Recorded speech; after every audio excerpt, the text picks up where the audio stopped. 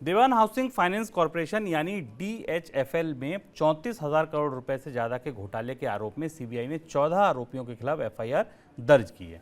इसमें कंपनी के managing director Kapil Badhawan और निदेशक धीरज बधावन का नाम भी शामिल है। आरोप है कि घोटाले में 17 बैंकों के साथ 34,615 करोड़ रुपए की धोखाधड़ी हुई है। इस घोटाले को देश का सबसे बड़ा बैंक घोटाला बताया जा रहा है। आरोप है कि घोटाले को जो अंजाम दिया गया वो जनवरी 2010 से दिसंबर 2019 के बीच, यानी कि पूरे 9 साल करीब ये घोटाला चला। सर, क्या हुआ था DHFL में?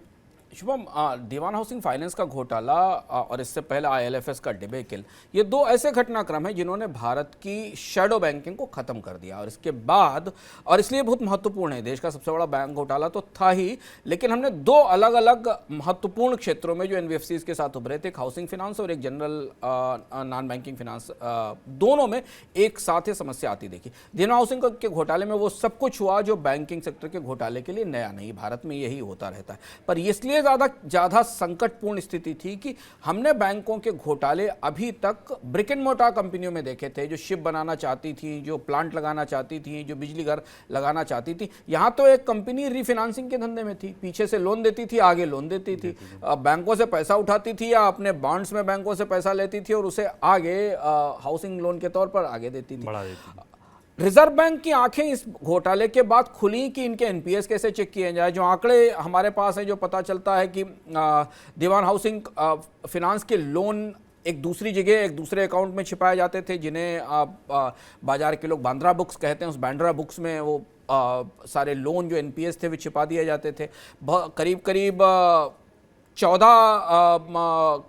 14,000 करोड़ रुपए के आसपास की एग्रीगेट NPS इस तरह से मेन NPA की जो अकाउंटिंग थी उससे बाहर कर दिए गए। बहुत सारा पैसा ओपन लार्ज प्रोजेक्ट्स के नाम पर दिया गया और बाकी शेल कंपनियों को बनाना, पैसा लेकर ट्रांसफ़र करना, ये सारी चीज़ें NBFC के संसार के लिए बिल्कुल नई थी। ये काम हमने पहले पुरानी बड़ी कंपनियों में तो देखा था और इसलिए ये एक किस्म का लीमन मूवमेंट था।